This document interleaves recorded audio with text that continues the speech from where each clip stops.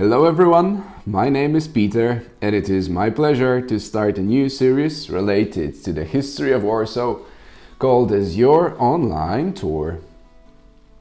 For the start, I would like to say that I'm very passionate about history in general, and in fact the period related to the Second World War is especially close to my heart.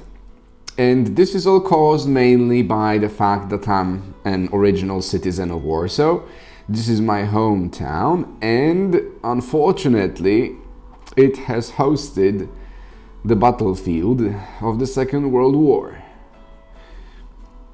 To make this information more precise, this means that 86% of all the buildings here are not usable past the year of 1939.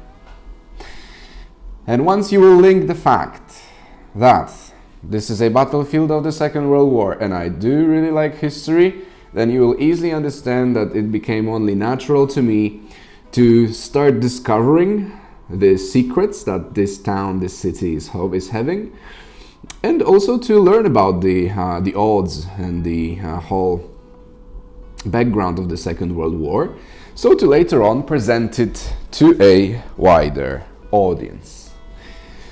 But before we start presenting something much more attractive than just my very face, then I feel that there are a couple of matters that should be shortly explained at the very beginning.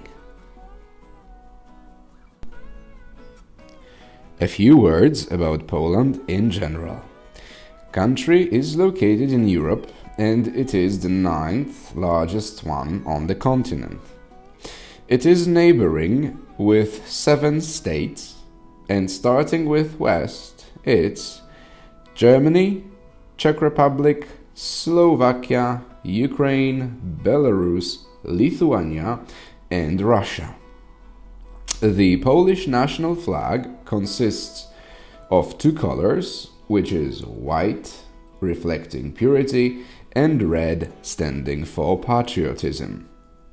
At the moment, Poland is having around 39 million of citizens, and the largest city is Warsaw, possessing 2.3. Looking further at some statistics, we shall be able to confirm that 95% of the local society is following a Roman Catholic tradition. And in here, a naturally appearing question will be, how did it happen that we speak about the Jews, and how did it happen that the Jewish case was picked as the first subject to cover? As much as there are not a lot of the Jews in Poland at the moment, then the reality before the 1939 was different. In Europe, in general, you're having 6 millions of the Jews living. And from that number of 6 millions, we have more than a half, because 3.5 million living in Poland.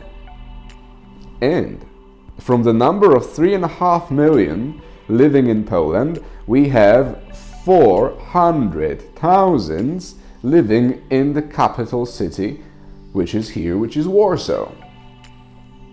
And once you know that there are as many Jews living, then you should know that the overall population of this city before the Second World War is having 1.2 million of citizens, and this is equal with every 3rd person in Warsaw being a Jew. And now a natural question that shall appear in your head is, how come that such a large Jewish community was able to, let's say, to be established? It's after all not taking a day or two to have 3.5 million of a minority staying in one country. Also, once you are digesting all of those information, then an important thing to underline if it comes to the scale, then Warsaw in the whole world is the 2nd largest Jewish population living together after New York in the US. So answering the question, how did it happen, is not very simple. It's going to involve an explanation of nearly 1500 years, and to nicely cover everything, I would like to divide the answer into three main parts. The first part will answer the question of who is a Jew. The second part will present the information of how were the Jews living widespread across the whole European continent. And then the third pillar will present what kind of conditions have the Polish lands presented to the Jews, so that eventually they are migrating again, and eventually creating this very large Jewish community in the 20th century. The first pillar, as promised, will answer the question of who is a Jew. In here, what should be surely exposed is that I mainly bear in mind one thing. It is the fact that the Jews are people with no original homeland, and homeland in an understanding of a country. Starting as per the Exodus legend, we have Mr. Moses leading the Jews out of the Egyptian might. To achieve it fully, we shall have the Red Sea parting and allowing the chosen nation to pass through. And once this has happened, new chapter starts from then on. The myth says that the Exodus ends in the village of Canaan. Out there, the survivors would divide themselves into 12 separate tribes, and each would become the author of its very own fate, which is that they create a mythical kingdom that unfortunately did not manage to survive. Of course, this whole explanation is supposed to help with understanding of the phenomenon of diaspora, which means that the Jews, with their own identity, religion, language and customs, live spread out across the whole European continent. Now, for a really brief moment, I would like us to imagine being such a Jew living in Europe. Once you're arriving to a new place, the first thing that is waiting for you is negotiating a deal with the new landowner. And once you're having the negotiations ended successfully, then usually you're paying some kind of a commission, either in money or in a product that you are providing, and then you're having some kind of freedom provided. Freedom in the sense that you're having, of course, no physical, no military protection above you. No king would assume. I'm assuming that, let's say, this is not a very, very common strategy that the kings in Europe would provide to the Jews at the start. Nevertheless, once you are already established and you are allowed to stay, then most of the time you are not a farmer. And in the old days, if you are not a farmer, then who are you? And the question is answered in a very simple way. You might be a military person or someone related to the church, which the Jews, these two groups, they are not exactly applying to the Jews in that time. Then you might become an artist. You may become, let's say, some kind of a physical labor, providing a service of some kind, or you simply can start producing something. And for the needs of this explanation, we will set the example of such a Jew as a wood craftsman. And this person that we will speak about in theory will produce wooden tools and wooden hammers of a very high quality. So, if we are such a craftsman, then we are developing our tools from one generation to another. And of course, over time, it's not exactly about the production because we already have the know-how, but our mission becomes slightly different because we want to sell more and more of our great wooden spatulas. To achieve it, we of course need to acquire a new set of skills. And in fact, a natural way to develop the whole story, we will have the Jew with a stock of wooden spatulas and wooden tools, being in the need of buying a horse and buying or building for himself a wooden cart, and then he would put all the stock on it and travel around the region to find new buyers. For us today, it's a natural way that all the companies, all the entrepreneurs are working. In the old days, it was not that obvious. So, we are already such a traveling merchant. And then we discover that in various different locations, different products are having also different demand.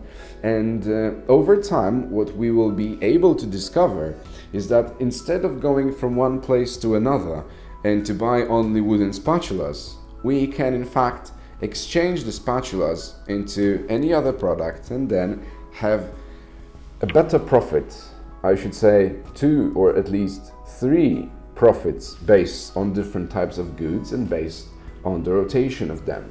So over time, such a Jewish craftsman will have a logical conclusion that being a craftsman, a producer, is in fact not as profitable as the trading. And this is the moment that the Jews, they also, because of this, let's say, being a traveling merchant, you may say, they are being used by the Christians and the Muslims as a, so to speak, perfect middleman. As the Jews were already skilled and they had experience in negotiations, in mediating, also probably making a proper research abroad and going through cultural differences more easily, then once we have Europe facing a war, a clash of the Christian world and the Muslim world, then the Jewish tradition, having one leg in each of those traditions, makes the Jews to be quite of a perfect fit for any kind of travels, business trips, or simply merchandising. Knowing that, we should also bear in mind that today there is such a saying that the art of business is to be a good middleman. And in fact, we are having some YouTube materials providing an additional confirmation of these words.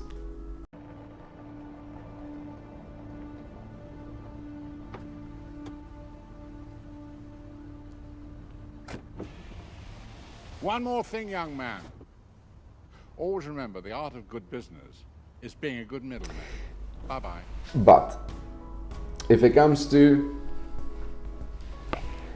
the rotation and being a merchant, and then eventually, once the Jews, they are acquiring all the different set of skills, which is the sales and marketing knowledge, of course the 4P, which is the price, the product, the people, and the place.